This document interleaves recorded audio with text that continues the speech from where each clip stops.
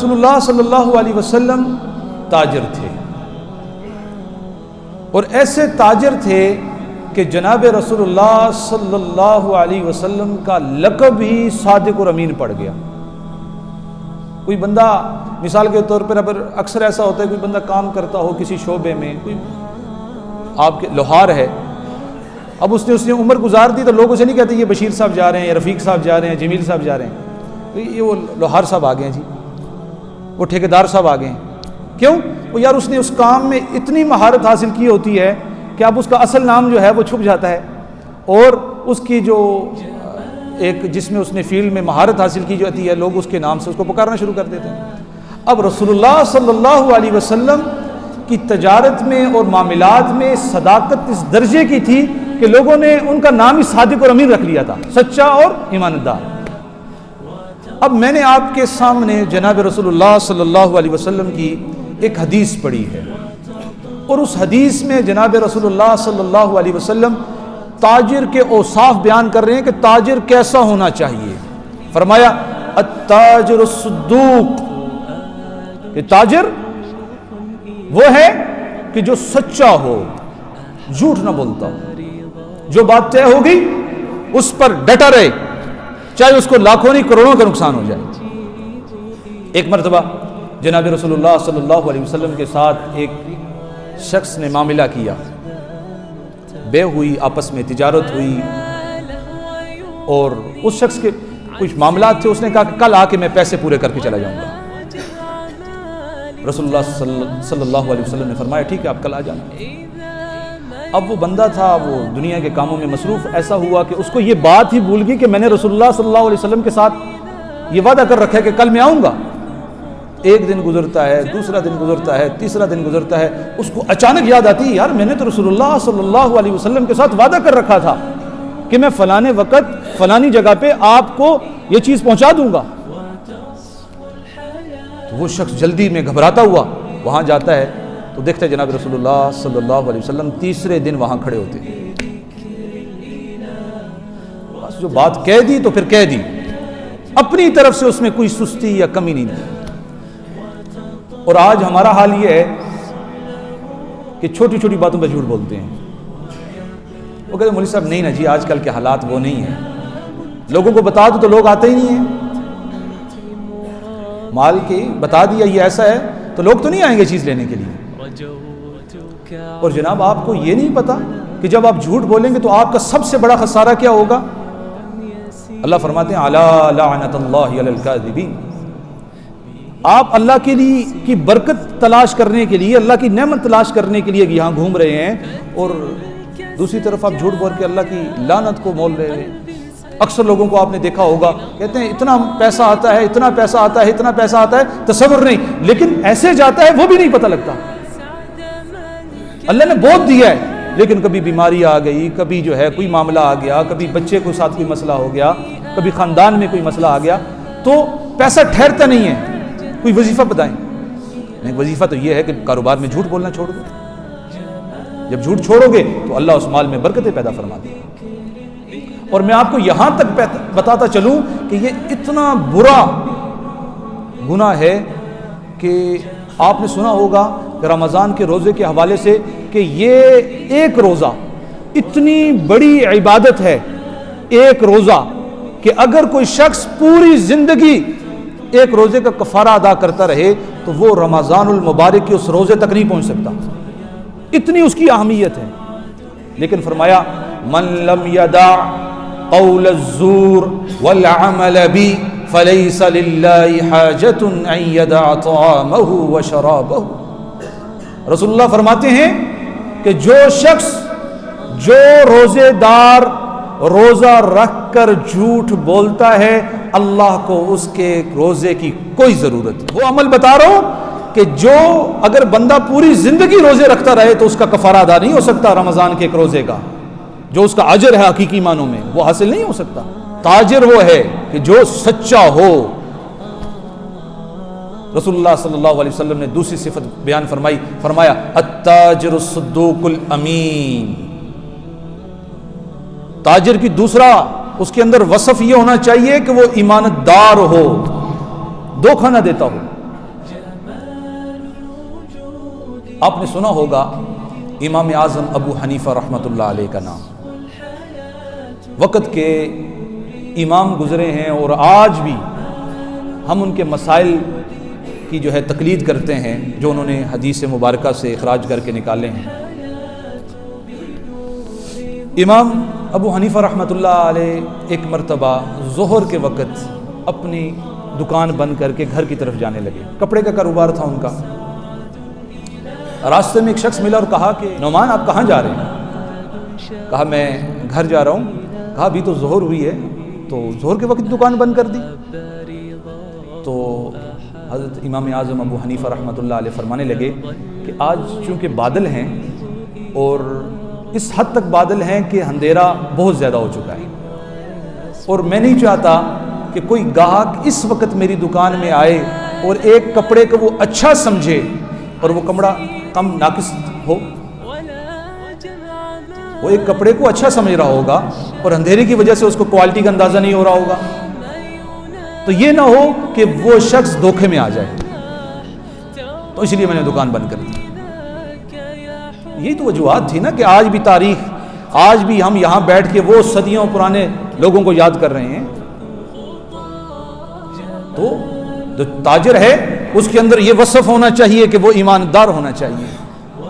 ایک مرتبہ جناب رسول اللہ صلی اللہ علیہ وسلم منڈی کا چکر لگا رہے تھے اور ایک دیکھا ایک جگہ گندم کا غلہ پڑا ہے۔ رسول اللہ صلی اللہ علیہ وسلم نے اس میں ہاتھ ڈالا تو اوپر تو گندم جو ہے وہ خشک ہے اور نیچے دیکھا تو وہ اس میں پانی ہے۔ تو جناب رسول اللہ صلی اللہ علیہ وسلم نے فرمایا من غشنا فلیس منا، جو دھوکہ دیتا ہے وہ ہم میں سے نہیں ہے، یعنی اس کو اپنی امت سے نکال دیا۔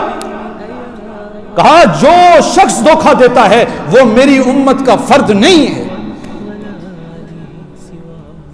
اسی طرح آپ سمجھ رہے ہوں گے یہ باتیں کاروبار میں نقصان کا سبب بنتی ہیں، کسی کو عیب بتا دینا، کسی کو سچی بات کر دینا، کسی کے ساتھ معاملات کر دینا، یہ تو آج کے حالات کا تقاضا نہیں ہے، آج کے حالات کچھ اور ہیں۔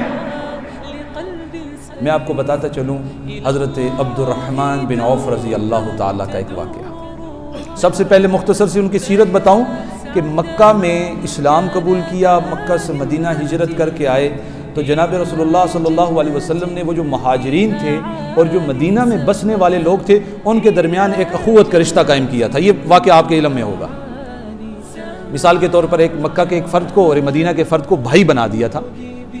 اب حضرت عبد الرحمن بن عوف رضی اللہ تعالیٰ کو بھائی بنایا سعد بن ربیع رضی اللہ تعالیٰ کا۔ سعد بن ربیع رضی اللہ تعالیٰ نے فرمایا کہ میں مدینے کا بہت مالدار آدمی ہوں اور عبد الرحمن میرے پاس 2 باغ ہیں، ایک میں تجھے دیتا ہوں، میری 2 بیویاں ہیں، ایک کو میں طلاق دیتا ہوں، ایک سے آپ شادی کر لو۔ تو حضرت عبد الرحمن بن عوف نے فرمایا کہ نہیں میرے پیارے بھائی، مجھے صرف یہ بتاؤ کہ بازار کی طرف راستہ کون سا جاتا ہے، اللہ آپ کو خوش رکھے، مجھے آپ کا مال نہیں چاہیے، مجھے صرف ایک چیز چاہیے، مجھے بتاؤ کہ بازار کی طرف راستہ کون سا جاتا ہے۔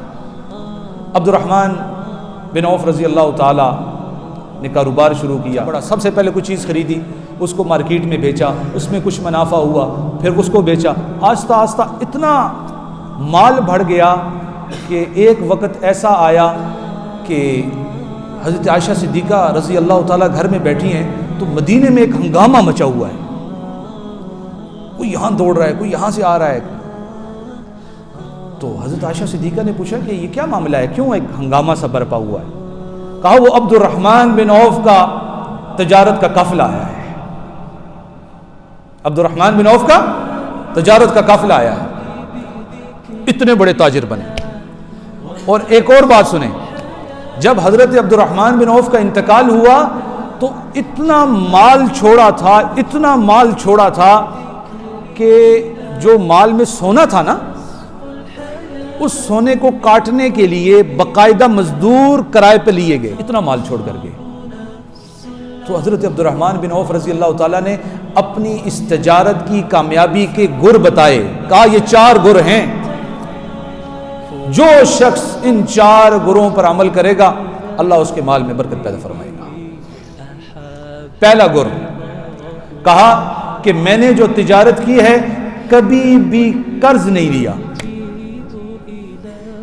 بعض اوقات ایسے ہی نا بندے میں پھوک بڑی ہوتی ہے, کسی کی 50 فائلیں پڑی ہیں, میرے پاس 50 فائلیں ہیں, وہ تیری تو ہے ہی نہیں, تو کسی اور کی ہیں. ایسی نا ایک مصنوعی جو ہے بندے کے اندر ہوا بھری ہوتی ہے. اور قرض لینے کا سب سے بڑا نقصان یہ ہے کہ جناب رسول اللہ صلی اللہ علیہ وسلم نے فرمایا کہ جو شخص مقروض ہے اور مقروض کی حالت میں, قرض لیے ہوئے حالت میں اگر اس کا انتقال ہو جاتا ہے تو اللہ اس کی بخشش نہیں فرمائیں گے جب تک اس کا قرض نہیں ادا ہو جاتا. اور اس سے بڑھ کر سنیں, رسول اللہ صلی اللہ علیہ وسلم مقروض کا جنازہ نہیں پڑھایا کرتے تھے. جو شخص جس نے قرض لیا ہوتا تھا, رسول اللہ صلی اللہ علیہ وسلم حاضر ہوتے تھے, کوئی جنازے سے پہلے پوچھتے تھے یہ مقروض تو نہیں ہے؟ کہ نہیں یا رسول اللہ. ہاں, پھر جنازہ پڑھا دو. اور اگر یہ پتہ لگتا ہے یہ شخص مقروض تھا, اس نے کسی کا قرض دینا تھا, تو مجمع سے کوئی کہہ دیتا کہ ہاں میں اپنا اس کا قرض ادا کر دوں گا, تو جنازہ پڑھا دیتے, نہیں تو اس کا جنازہ نہیں پڑھاتے تھے, کہتے تو خود پڑھ لو, میں جنازہ نہیں پڑھاتا. تو یہ اتنی بری چیز ہے. دوسری صفت بیان کی کہ میں کسی کو کوئی چیز قرض پہ نہیں دیتا, نہ قرض دیتا ہوں نہ قرض لیتا ہوں. یہ اصول بیان کر دیا. چیز نقد میں کوئی چیز آئے گی, پیسے ہوں گے خرید لوں گا, اور اگر پیسے نہیں ہوں گے تو نہیں خریدوں گا. اسی طرح کسی بندے کے پاس کسی نے مجھ سے کوئی چیز لینی ہے, پیسے ہیں تو لے لے, نہیں ہے تو میں اس کو نہیں بیچتا. یہ انہوں نے ایک اصول بنا کے رکھا تھا. آج ہوتا یہ ہے کہ انسان قرض جس سے لینا ہے وہ دیتے نہیں, اور جن سے لیا ہوا ہے وہ سر پہ کھڑے ہوئے ہیں. تو انسان کی ٹینشن کہاں سے کم ہو, نہ قرض پہ کوئی چیز خریدتا ہوں نہ قرض پہ بیچتا ہوں. دوسرا گر بتایا, کہا کہ میں جھوٹ بول کر کاروبار نہیں کرتا. بتاتا ہوں بھائی یہ کوالٹی کا کپڑا ہے, اس معیار کا کپڑا ہے, خریدنا ہے خرید لو, نہیں خرید سکتے تو چھوڑ دو, بتا کے. یہ چیز ہے.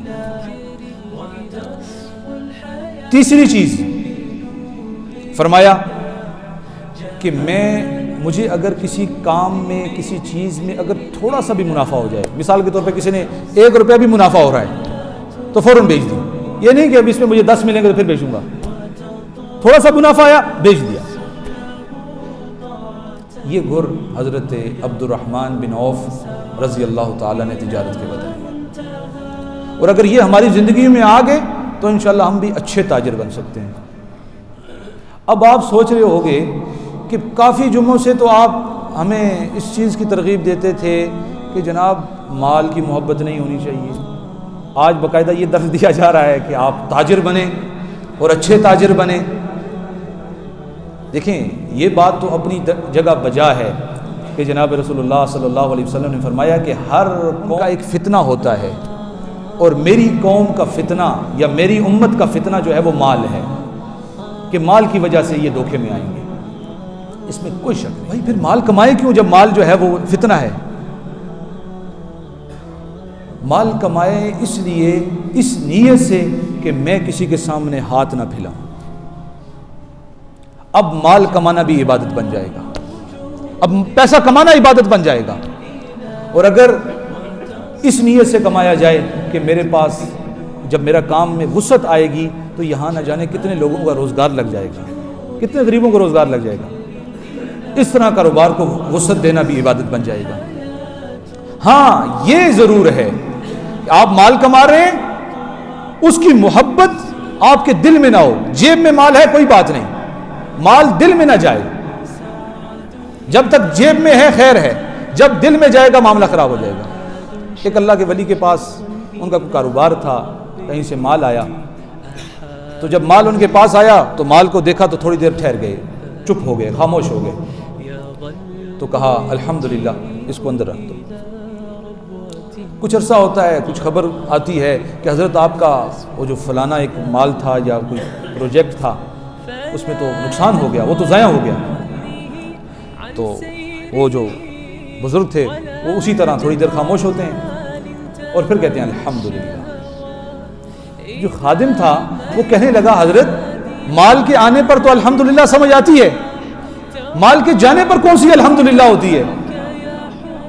تو فرمایا کہ جب مال آیا تھا تو میں نے اپنے دل کی طرف نظر کی تھی، کیا اس مال کی محبت تو میرے دل میں نہیں آئی؟ تو میرے دل نے مجھے جواب دیا کہ نہیں، اس کی وجہ سے کوئی تکبر، کوئی بڑھائی تیرے دل میں نہیں آئی۔ تو میں نے کہا الحمدللہ۔ کہتے جب مال چھینا نا اور اس کی تکلیف ہوتی ہے تو کہتے ہیں کہ جب مجھے خبر ملی تو سب سے پہلا کام میں نے یہ اپنی دل کی طرف متوجہ ہوا کہ میں نے دیکھا کیا اس کا غم تو میرے دل میں نہیں ہے۔ کہتے میں اپنے دل کی طرف متوجہ ہوا تو میں نے دیکھا کہ رتی کے دانے کے برابر بھی میرے دل میں غم نہیں تھا۔ تو میں نے کہا الحمدللہ۔ اگر مال اس نوعیت کا ہے کہ اس کے آنے سے خوشی نہیں، اس کے جانے سے غم نہیں، تو پھر آپ ایک کامیاب تاجر ہیں۔ تو جناب یہ جو جناب رسول اللہ صلی اللہ علیہ وسلم کے اور حضرات تابعین کے، صحابہ کے تجارت کے حوالے سے واقعات بیان کیے گئے ہیں، اس کی یہ وجہ نہیں ہے کہ بس جمعہ پڑھ کے ہم ان کو ایک کان سے ڈالیں اور دوسرے کان سے نکال دیں، بلکہ آج سے یہ عہد کر لیں کہ ہم تجارت میں کسی کو دھوکہ نہیں دیں گے، کسی کو دھوکہ نہیں دیں گے۔ جو کام ہے، جو پلاٹ کی نوعیت ہے، بتائیں گے بھائی یہ پلاٹ ہے، اس کی یہ نوعیت ہے۔ یہاں پر زیادہ پراپرٹی والے حضرات ہیں۔ اگر کوئی دکاندار ہے، کوئی چیز بیچ رہے ہیں، بتائیں یار یہ اس کوالٹی کی چیز ہے، اور خدا کی قسم آپ کو بتاؤں جب آپ یہ عمل کرو گے اس کے بعد ہر آدمی، وہ جو آپ کے پاس ایک دفعہ گاہک بن گیا، وہ کبھی زندگی بھر آپ کا گاہک نہیں ٹوٹے گا۔ اور ایک دفعہ آپ کے گاہک کو یہ پتہ لگ جائے یہ بیچنے والا جھوٹا ہے تو وہ زندگی بھر آپ کے پاس نہیں آئے گا، بلکہ لوگوں کو بتائے گا اس جھوٹے کے پاس نہ جانا۔ جناب رسول اللہ صلی اللہ علیہ وسلم کی حدیث سنائی تھی شروع میں، التاجر الصدوق الامین۔ رسول اللہ فرماتے ہیں کہ تاجر وہ ہے کہ جو سچا بھی ہو اور ایماندار بھی ہو۔ اب تاجر سچا ہوگا اور ایماندار ہوگا تو ہوگا کیا؟ رسول اللہ صلی اللہ علیہ وسلم نے فرمایا التاجر الصدوق الامین مع النبیین والصدیقین والشہداء۔ رسول اللہ فرماتے ہیں کہ سچا اور ایماندار تاجر کل قیامت کے دن انبیاء کے ساتھ ہوگا، صدیقین کے ساتھ ہوگا، شہداء کے ساتھ ہوگا۔ تو ہم کاروبار بھی کریں گے اور اس کاروبار کو اللہ ہمارے لیے نبیوں کی صفوں میں کھڑے ہونے کا سبب بنا دے گا۔ اللہ ہمیں سچا اور ایماندار تاجر بنائے۔